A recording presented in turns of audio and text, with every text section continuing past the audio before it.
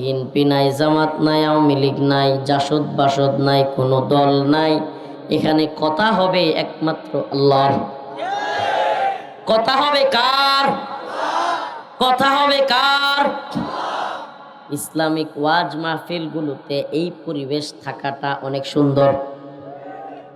আর যদি এটা না রাখেন, যেখানে জামাতের দাড়িপাল্লাওয়ালাদের শক্তি বেশি, এখানে তাফসির মাহফিলেও দাড়িপাল্লার ভোট চাইলেন, বগুড়ায় কিংবা অন্যান্য জায়গায় বিএনপির শক্তি বেশি, তারা দানের শেষের ভোট চাইলো, তাইলে এটা কি আর ইসলামিক মাহফিল থাকলো?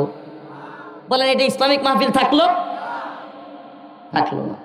ইসলামিক মাহফিলে কোনো নেতা আসলে, আপনি যেহেতু এলাকার প্রতিনিধি হিসেবে দাঁড়াইছেন, ঠিক আছে, আপনি ওয়াজ মাহফিলে আসলেন, সর্বোচ্চ আপনি যেটা করতে পারেন, আপনি আপনার পরিচয়টা দিবেন, দোয়া চাইবেন, সমর্থন চাইবেন।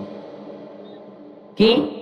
দোয়া, পরিচয়, সমর্থন, যে আমি আপনাদের সন্তান, আপনাদের এলাকার ছেলে, আপনারা যদি এই ভালো মনে করেন আমার জন্য দোয়া করবেন, আমাকে সমর্থন দিবেন। এর বাহিরে অমুক নেতা জিন্দাবাদ, তমুক নেতা জিন্দাবাদ, অমুক দল জিন্দাবাদ, অমুক দল মুর্দাবাদ, জাস্ট এটা কয় আর কি। এগুলা বললে বোঝা যায় এটার তাফসির মাহফিল থাকে না। হেরা আবার আমরা যখন ইসলামের বিরুদ্ধে যারা দাঁড়ায় তাদের নাম নিয়ে বক্তব্য দেই, বক্তাদেরকে এসে বলে হুজুর রাজনীতিক ওয়াজ করে, তো তুমি যে মঞ্চে দাঁড়ায় ভোট চাও, তুমি কি করো?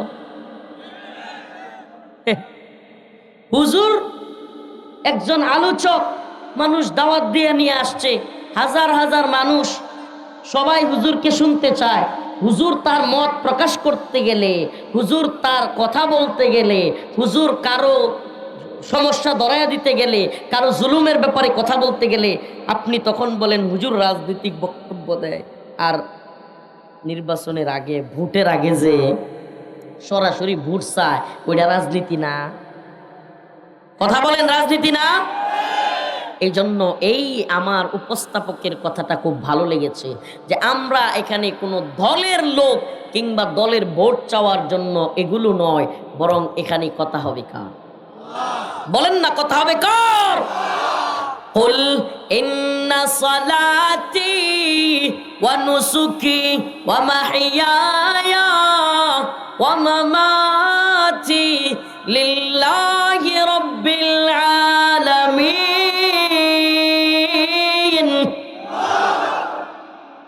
হে নবী, আপনি বলে দেন, আপনি জানায়া দেন, ইন্না সালাতি ওয়া নুসুকি, নিশ্চয়ই আমার নামাজ, নিশ্চয়ই আমার কুরবানি, ওয়া মাহইয়ায়া, নিশ্চয়ই আমার হায়াত, ওয়া মামাতি, নিশ্চয়ই আমার মৃত্যু, লিল্লাহি রাব্বিল আলামিন। কার জন্য? কোন দলের জন্য, নেতার জন্য, নেত্রীর জন্য, দুনিয়ার কাউকে রাজি খুশি করবার জন্য, একমাত্র কাকে রাজি খুশি করবার জন্য। আর আসতে কর। ও গোবিন্দগঞ্জের মুসলমান, কথা বললে কষ্ট লাগে? আমরা যদি 1-1.5 ঘন্টা কইতে পারি, আমনে মাঝে মাঝে একটু ঠিক বেঠিক অথবা সাথে সাথে যেটা জিজ্ঞেস করা হয় সেটা বলতে পারবেন না? পারবেন তো ইনশাআল্লাহ? নাকি পোতায় গেছেন, ডিম হয়ে গেছেন? এই গাইবান্ধায় আমি এত বেশি আসি নাই। গাইবান্ধায় এই উত্তরবঙ্গের অনেক জেলায় আসা হয়েছে, সুযোগ হয় নাই। আপনাদেরকে জিজ্ঞেস করি, আমাদের নেত্রকোনায় কয় মুড়ি যেগুলো খুইলা রাখে, কয় হিতলা হয়ে গেছে, ঢাকায় কয় পুতায় গেছে। আপনারা কি করেন? বাসাটা যাই না যায় কি শীতে শীতে শীতিয়ে গেছে। নতুন এক ভাষা শুনলাম, শীতিয়ে গেছে। বুঝুন কি শীতিয়ে মানে? ড্যাম ইংলিশ করেন না। শোনেন, আঞ্চলিক ভাষার মধ্যে একটা সৌন্দর্য আছে, লজ্জা নাই। এই ভাষাগুলো কার দান? বলেন না, কার দান?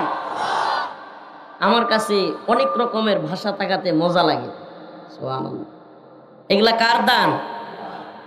আল্লাহ পাক এই ভাষা দান করেছেন। মায়ের ভাষায় আমাদের ভাষা। মা যেই ভাষায় কথা বলেছে, বাচ্চাও সেই ভাষায় কি বলে? আলহামদুলিল্লাহ। এটা আমি বুঝছি। আমার বাচ্চার 10 মাস বয়স, ও মা, তার মা আল্লাহ আল্লাহ কয়, হাও আল্লাহ আল্লাহ কয়। সুবহানাল্লাহ। তার মা আলিফ বা তা সা বলে 10 মাসে আলহামদুলিল্লাহ দাল পর্যন্ত সে বলতে পারে। এখন তো সে নতুন দোয়া শিখতেছে, হাদিস আত-তুহুরু শাত্রুল ঈমান, এই হাদিস শিখতেছে, কালেমা শিখতেছে, মাত্র 12-13 মাস। তার মা যা বলে সুবহানাল্লাহ তাই বলতে পারে। তো একটা জিনিস দেখলাম যে ওই যে হ্যার বলার ভঙ্গিটা একটু চেঞ্জ আর কি।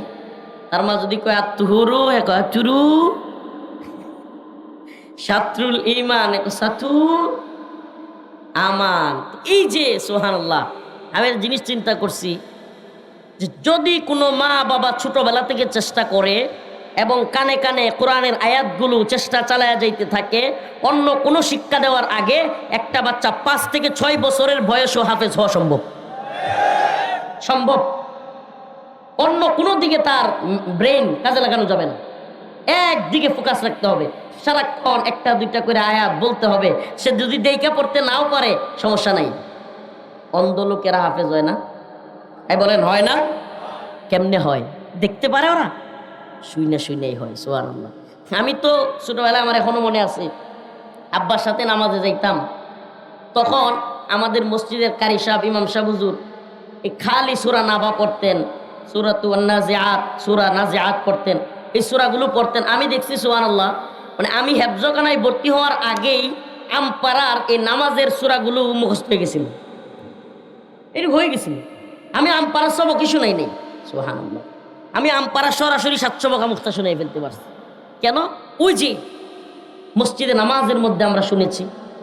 এই জন্য বাচ্চাদেরকে সুবহানাল্লাহ একটা জিনিস মনে রাখবেন, অন্তত প্রথম শিক্ষাটা কোরআন দিয়েন। কি দিয়েন? দিবেন তো? গাইবান্ধার গোবিন্দগঞ্জের মুসলমান, যদি আপনার সন্তানের প্রথম শিক্ষাটা কোরআন হয়, এই ছেলে অন্য যে কোনো চাকরি করতে পারে। এই ছেলে ইঞ্জিনিয়ার হইতে পারে, ডাক্তার হইতে পারে, স্কুলের মাস্টার হইতে পারে, বড় প্রফেসর হইতে পারে, কিন্তু এই ছেলে ইনশাআল্লাহ নাস্তিক হবে না, মুরতাদ হবে না, আল্লাহর নবীকে নিয়ে কটূক্তি করবে না। ইনশাআল্লাহ নিজের সন্তানকে সকলেই জীবনের প্রথম শিক্ষাটা কোরআনের শিক্ষা দিবেন তো ইনশাআল্লাহ। রাজি আছেন? কে কে রাজি আছেন? হাত তুলুন। লিল্লাহি তাকবীর। আল্লাহ, এই হাতগুলোকে আল্লাহ তুমি হাফেজ আলেমের বাবা হিসেবে কবুল করো। মা বোনেরা যারা হাত তুলছে তাদেরকে, মা বোনদেরকে হাফেজ আলেমের মা হিসেবে কবুল করো। যেগুলো বিয়ে করে না এগুলোরা বিয়া কইরা হাফেজ আলেমের মা বাবা বানাও। নাইলে তো ওই যে তানবী রহমতুল্লাহ আলাইহির ঘটনার মতো হয়ে যাবে। এক ছেলে খালি দোয়া চায়, হুজুর আমার লাগি দোয়া করেন, আমার জন্য একটা ছেলে হয়। পরের বছর আসছে, আবার কয় হুজুর আমার জন্য দোয়া করেন, আমার জন্য একটা ছেলে হয়। তৃতীয় বছর যখন আসছে, হুজুর কই কিরে বেটা, দোয়া তো করলাম, 3 বছর হয়ে গেছে, তোর এখনো ছেলে হয় না? হুজুর আমি এখনো বিয়েটা করি না। তো এখন যারা বিয়ে করে নাই তাদেরকে বলবো, আল্লাহ রসুলের নির্দেশ, ইয়া মাশারাশ শাবাব মান ইসতাতা মিনকুমুল বাআ ফালইতাযাওয়াজ। হে যুবক, মিশকাত শরীফে যে হাদিসটা প্রথম পড়ানো হয় যুবকদেরকে, যে হাদিস প্রথম পড়ানো হয়, এই হাদিস, ইয়া মাশারাশ শাবাব, হে যুবক দল, মান ইসতাতা মিনকুমুল বাআ ফালইতাযাওয়াজ, অবস্থান তৈরি হওয়ার সাথে সাথেই বিয়েটা করে নাও। তোমার যদি শারীরিক, আর্থিক, মানসিক অবস্থান হয়ে যায়, ছাত্রদল আর ছাত্রলীগের নাম দিয়া বিয়ে থেকে বিরত থাইকো না। বিভিন্ন দলের মধ্যে গিয়া বিয়ে বাদ দিয়া দল করিও না। আল্লাহ তাআলা এই সমস্ত যুবকদেরকে বিয়ে করায়া দিক। আমার যুবতী বোনদেরকে ভালো বিয়ের ব্যবস্থা করে দিক। বাবা মারে বলি, ছেলে মেয়েরে জিনা করায়েন না, তাড়াতাড়ি বিয়ের ব্যবস্থা করেন। কোন দিক থেকে আলোচনা কোন দিকে যাচ্ছে? তা আমার এই আলোচনা আজকের উদ্দেশ্য না, আমার আলোচনা অন্য বিষয়। আমার আলোচ্য বিষয় হলো সবর, আল্লাহর পক্ষ থেকে ইমতিহান, সবর এবং পরীক্ষা আসবে। কয়টা বিষয় বললাম? একটা বিষয় হলো আল্লাহর কাছে চাওয়া।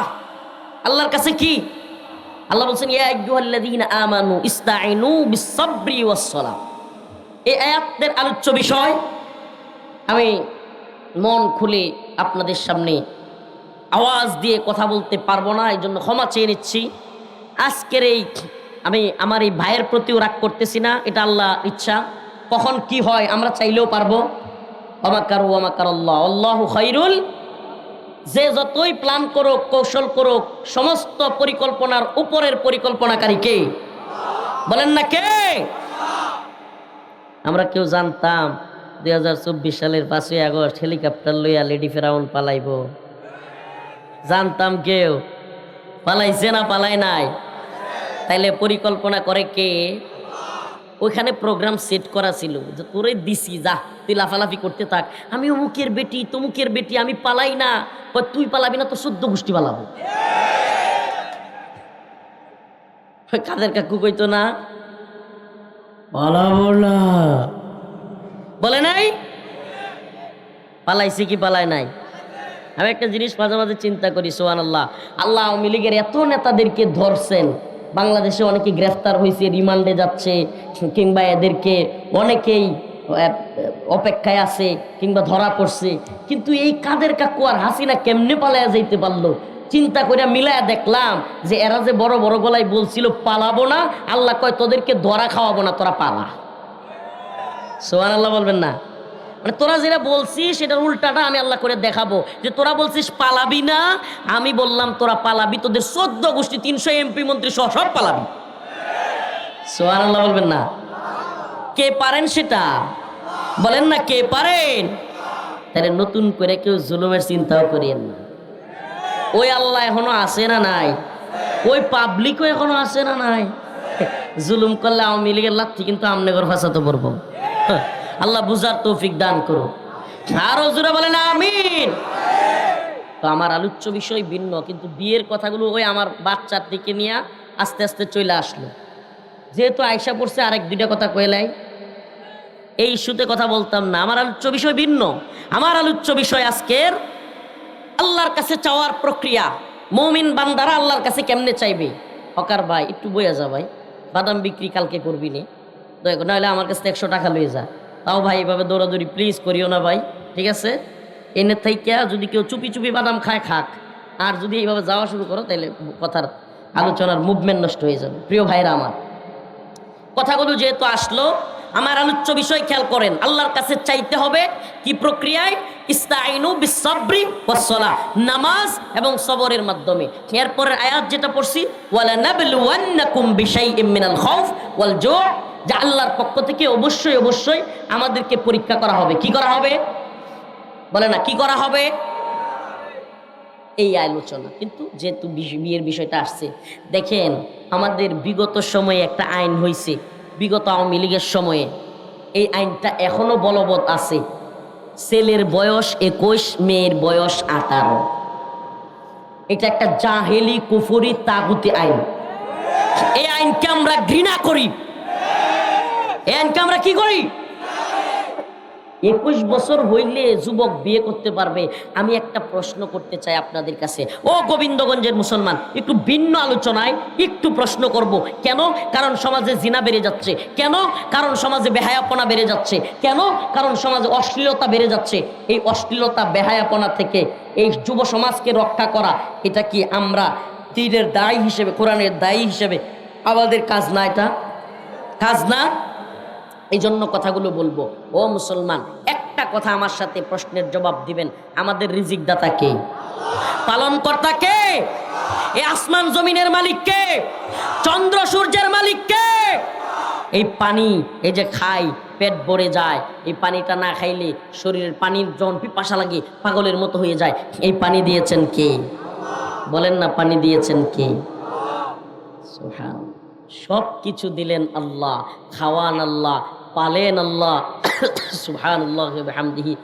সমুদ্রের মধ্যে কোনোদিন মাছ ছাড়া লাগে নাই, নদীর মধ্যে কোনোদিন মাছ ছাড়া লাগে নাই, গেরের মধ্যে কোনোদিন মাছ ছাড়া লাগে নাই। এইভাবেই মাছ হয়ে যাচ্ছে। ওই কৃষি জমির মধ্যে গিয়া ধানগুলো ফেলে আসতেছি, চারা হয়ে যাচ্ছে, আবার সুস্বাদু চাল হয়ে যাচ্ছে। ওই চালগুলো আবার ফেলে আসতেছি, ধানগুলো আবার হয়ে যাচ্ছে। সব করেন কি? সব করলেন আল্লাহ। সুবহানাল্লাহ। ইলিশ মাছ খাইছেন কোনোদিন? খাইছেন? আপনারা কি জানেন ইলিশ মাছের কল্লার মধ্যে এক মজা, লেঞ্জার মধ্যে আরেক মজা, পেটির মধ্যে আরেক মজা, ডিমের মধ্যে আরেক মজা। সুবহানাল্লাহ। সব মজা দিলেন কে? সব দিলেন আল্লাহ, সব করলেন আল্লাহ, সব জানেন কে? তাইলে যুবক কয় বছর পরে বিয়ে করবে, যুবতী কয় বছর পরে বিয়ে করবে, এটা আল্লাহ জানলেন না, এটা ভালো জানলো হাসিনা।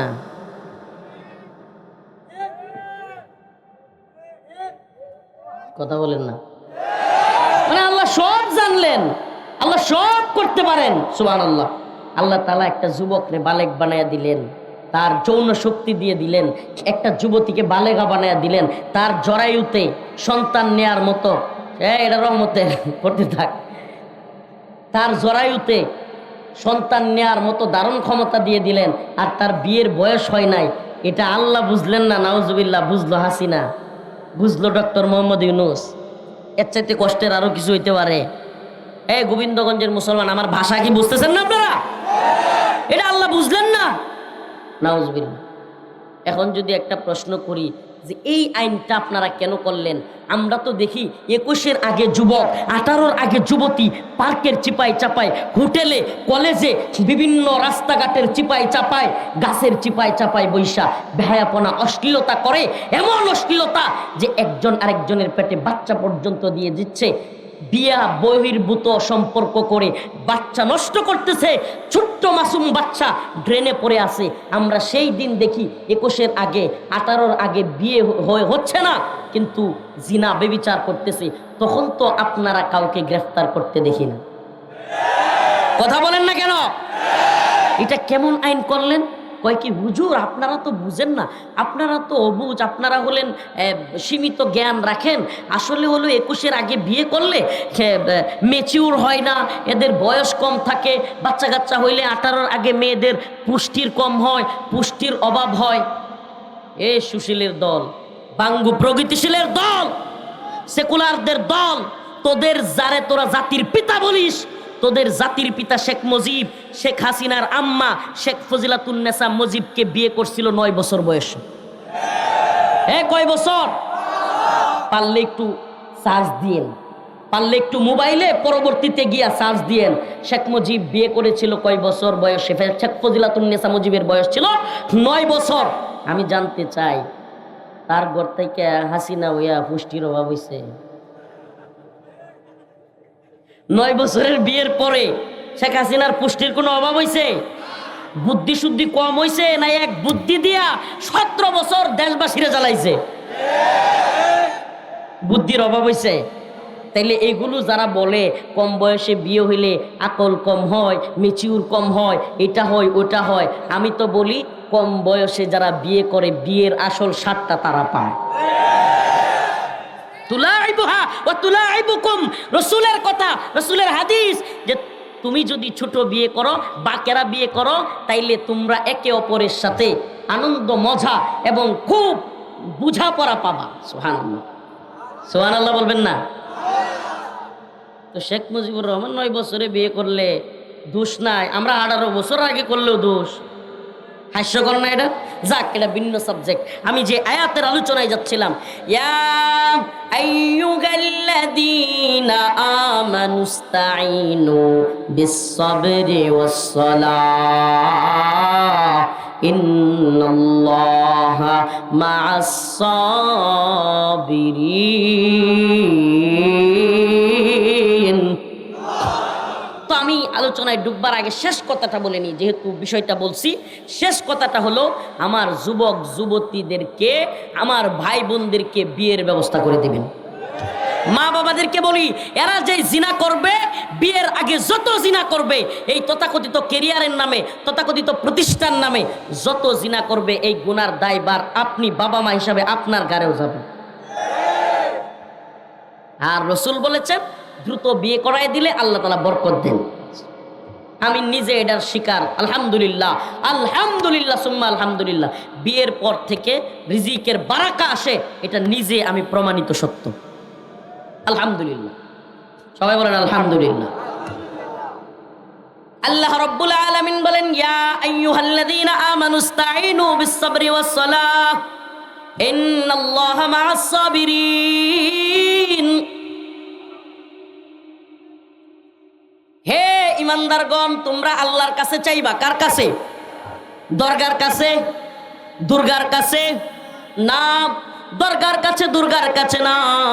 বাবার কাছে, পীরের কাছে, শাইখের কাছে না। টাকা নাই, অভাবে পড়েছো, চাইবা কার কাছে? সন্তানটা অসুস্থ, সুস্থতার জন্য দোয়া চাইবা কার কাছে? গরু হারায় গেছে, ফসলি জমি নষ্ট হয়ে গেছে, দোয়া চাইবা কার কাছে? ঋণ পরিশোধ করতে পারতেছেন না, চাইতে হবে কার কাছে? সন্তান হচ্ছে না, বাচ্চা হচ্ছে না, নিজের ছেলের ঘর থেকে বাচ্চা হচ্ছে না, চাইতে হবে কার কাছে? বাবার কাছে চাইলে সন্তান পাওয়া যাবে, শায়েখের কাছে চাইলে সন্তান পাওয়া যাবে, পীরের কাছে চাইলে সন্তান পাওয়া যাবে, দরগায় গিয়া চাইলে সন্তান পাওয়া যাবে, দুর্গার কাছে চাইলে সন্তান পাওয়া যাবে। চাইতে হবে কার কাছে? আরো জোরে বলেন, কার কাছে? পরীক্ষার রেজাল্ট ভালো হচ্ছে না, চেষ্টা করতে হবে এবং চাইতে হবে কার কাছে? মেয়েটা বিয়ে দিতে পারতেছেন না, চাইতে হবে কার কাছে? ছেলেটাকে ভালো জায়গায় বিয়ে করাতে পারছেন না, চাইতে হবে কার কাছে?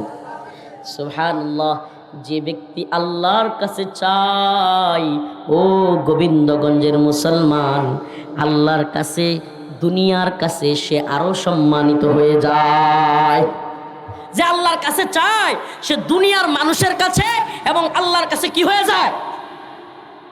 আর যে দুনিয়ার মানুষের কাছে চায়, নেতার চামচামি করে, নেতারে তেল দেয়, আমার নেতার চরিত্র, পাম দেয়, সাদাবাজি, টেন্ডারবাজি, দুর্নীতি, ঘুষ, খুন সব করে, জানে তার নেতা ভণ্ড, জানে তার নেতা বাটপার, জানে তার নেতা জিনাকুর, বেবিচারী, কি বলে জুয়াকুর, তার নেতা খারাপ লোক, মদখোর, তবুও তার নেতার পক্ষে সাফায় গায়, আছে না নাই?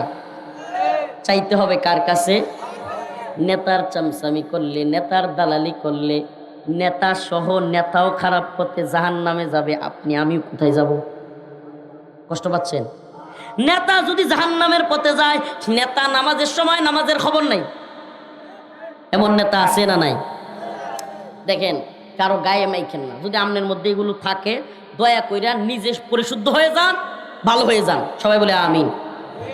যদি এই অবস্থান থাকে, যদি এই অবস্থান থাকে, নিজের মধ্যে আত্মশুদ্ধি হিসেবে আলোচনাগুলো নেন যে ভাই আমাকে অবশ্যই নামাজ পড়তে হবে। আমি কোনো নেতাকে পাইলে, কখনো নামাজের সময় বসে থাকতে দেখলে ওনারে বলি যে ভাই আপনি যে নামাজে যাচ্ছেন না, আপনার কারণে আপনার যত কর্মী আপনার আশপাশে এরা একটাও যায় না। আপনি যদি মসজিদে যাইতেন, আপনার সাথে সাথে কিন্তু আপনার লোকগুলো মসজিদে যাইতো না। সুবহানাল্লাহ। আমরা নামাজ পড়বো তো ইনশাআল্লাহ। হে গোবিন্দগঞ্জের মুসলমান, হাত তুলেন, লিল্লাহি তাকবীর, নারায়ে তাকবীর। আল্লাহকে বলেন, আয় আল্লাহ, আজকে থেকে নামাজ ছাড়ব না, আজকে থেকে নাফরমানি করব না।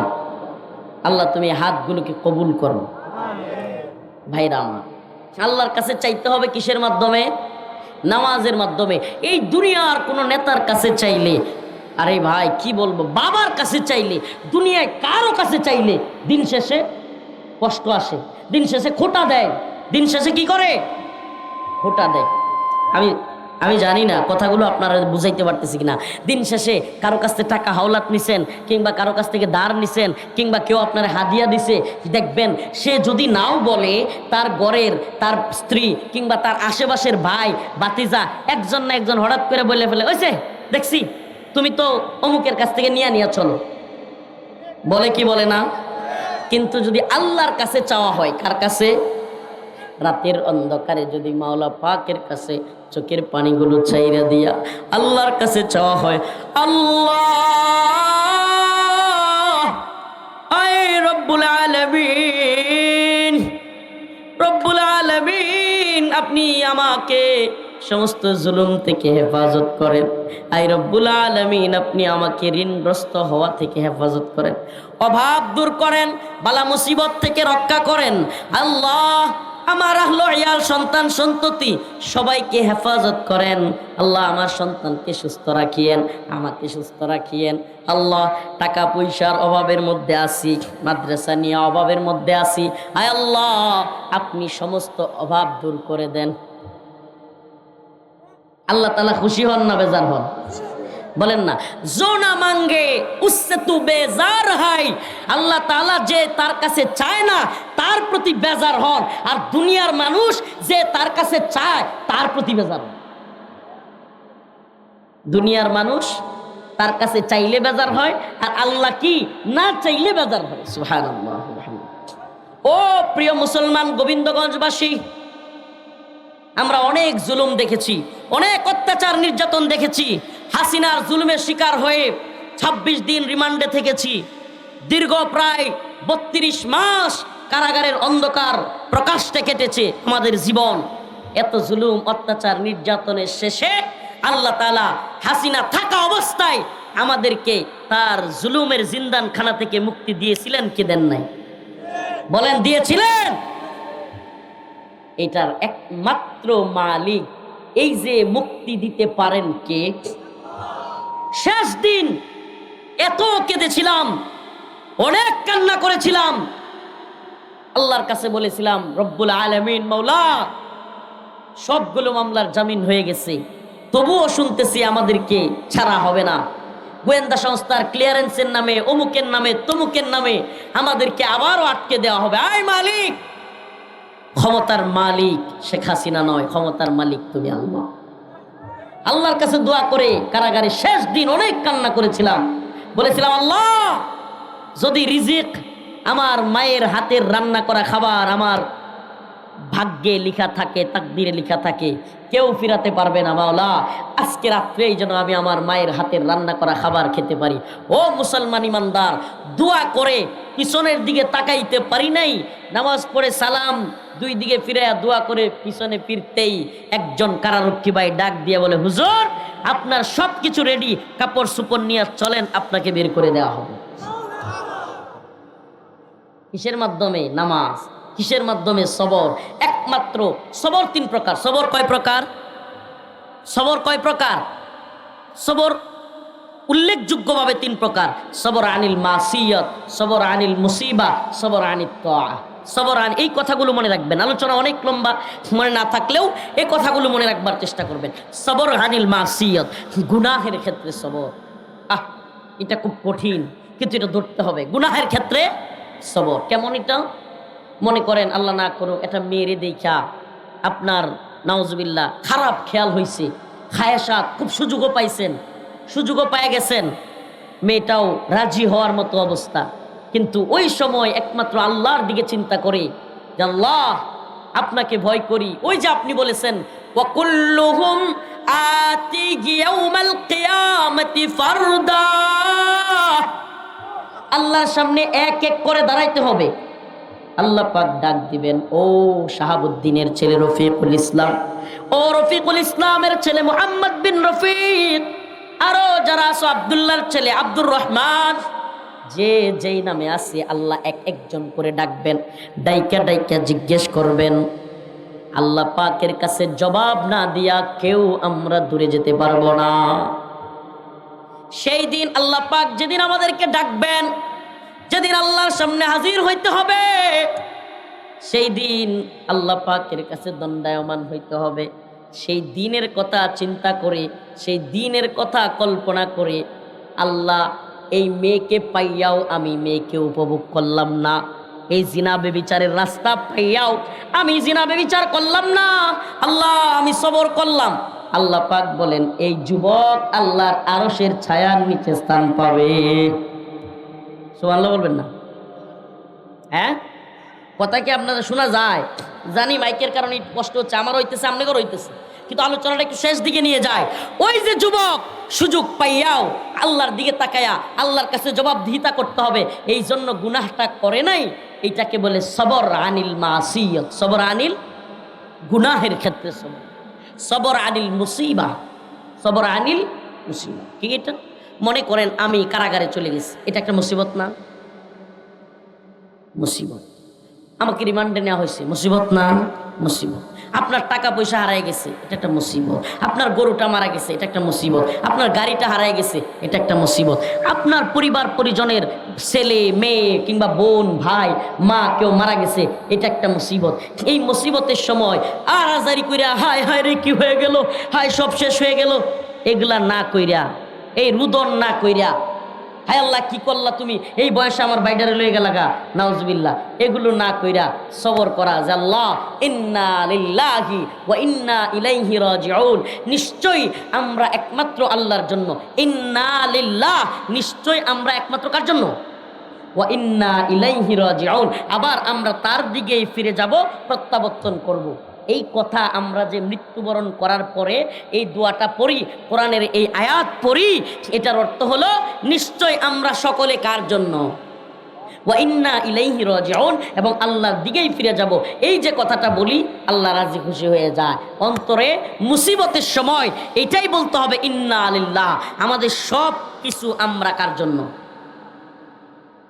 এই লোক এই সবর করার কারণে আল্লাহর কাছে প্রতিদান পাবে কি পাবে না? নাম্বার 3, সবর আনিত তাআত, অনুসরণের সবর। আল্লাহ বলছে আকিমুস সালাহ, আল্লাহ বলছে উতলু মা উহিয়া ইলাইকা মিনাল কিতাব আকিমিস সালাহ ইন্নাস সালাতা তানহা আনিল ফাহশাই ওয়াল মুনকার, তোমরা নামাজ কায়েম করো, নিশ্চয় সালাত তোমাদেরকে ফাহেসা কাজ থেকে বিরত রাখবে।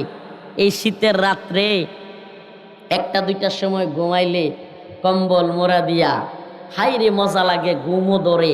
ফজরের আজান দিলে উঠতে মনে চায়, বলেন চায়।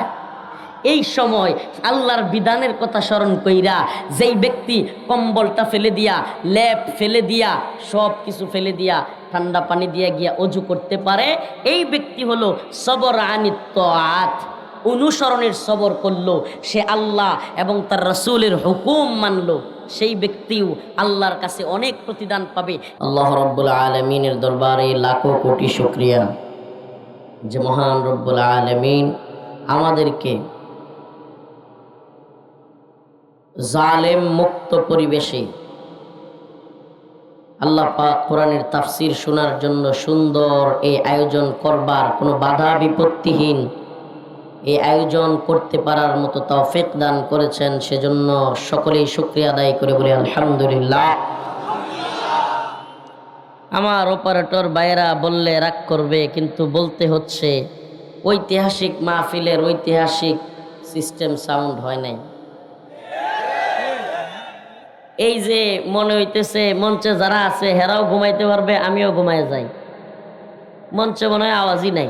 হুজুর কি কর, 2টা মনিটর লাগানো থাকলে মঞ্চে থাকা যায় না, আর নিজের কানে শুনি না, শ্রোতারা শুনতেছে কি শুনতেছে না কেমনে বুঝবো? একটু রিভার্ব দেন, রিভার্ব, আর সাউন্ডটা একটু বাড়ায়া দেন, ইকো দিয়েন না, রিভার্ব দেন, সাউন্ড বাড়ায়া দেন একটু। আমি জানি না আপনারা কি শুনতেছেন, আওয়াজ আমার এনে নাই, আছে হুজুর? হুজুর আছে? মনে হয় খালি মুখেই কথা কইতেছি। এই জন্য দেখেন, এখন চিল্লাচিল্লি করলে, রাগারাগি করলে লাভ নাই। অনেক সময় হয় কি, আমাদের নিয়তের কারণেই জিনিস ভালো থাকলেও ঝামেলা হয়ে যায়। আমরা নিয়তটা খাঁটি করি, আস্তাগফিরুল্লাহ। অনেকে নিয়ত করে যে ভাইরাল বক্তা, নাউজুবিল্লাহ, সেলিব্রিটি বক্তা আইতেছে, একটু দেখে আসি।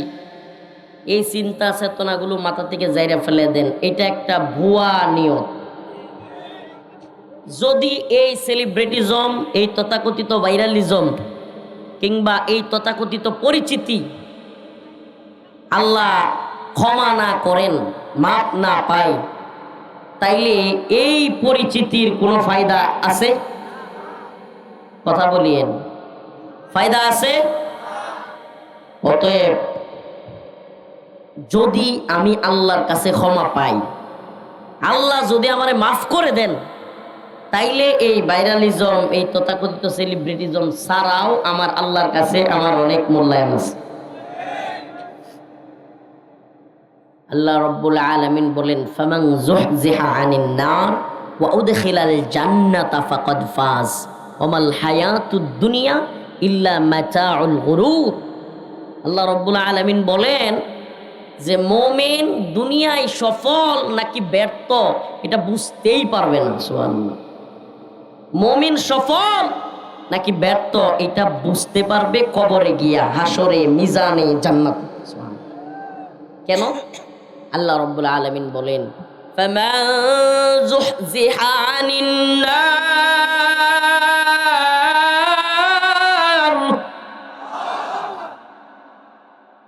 ওয়া উদখিলাল জান্নাতা ফাকাদ ফাজ। আল্লাহ রাব্বুল আলামিন বলেন যে ব্যক্তি জাহান্নামের আগুন থেকে মুক্তি পেল, কি পেল? যে ব্যক্তি জাহান্নামের আগুন থেকে মুক্তি পেল, ওয়াউদখিলাল জান্নাহ, এবং জান্নাতে প্রবেশ করতে পারল, ফাকাদ ফাজ, ওই ব্যক্তি হলো চূড়ান্ত সফল। এই হাজারো শ্রোতা, এই এত এত ক্যামেরা, এত এত মাইক, এত প্যান্ডেল, আস্তাগফিরুল্লাহ, এই সোশ্যালিজম, এই সেলিব্রিটিজম, এই বক্তাগিরি, এই মুফতিগিরি, এই বড় শাইখুল হাদিস, বড় দলের নেতা, বড় দলের লিডার, বড় দলের আমির, বড় দলের শাইখ, বড় জজ, ম্যাজিস্ট্রেট, উকিল, বিচারক, কিংবা বড় কোনো পুলিশের অফিসার, আর্মির অফিসার, কিংবা তুমি যত বড় কেউ হও না কেন, যদি আল্লাহর বিচারের আদালতে তুমি আসামি হইয়া যাও, তোমার এই দুনিয়ার বড় নেতা হওয়া, বড় অফিসার হওয়া, বড় শায়েখ হওয়া, বড় বক্তা হওয়ার কোনো মূল্য নাই। ক্ষমা পাইতে হবে কার কাছ থেকে? কথা বলেন, কার কাছ থেকে? এই প্রোগ্রামে একটা কথা একজনের আমার খুব ভালো লাগছে, কয় যে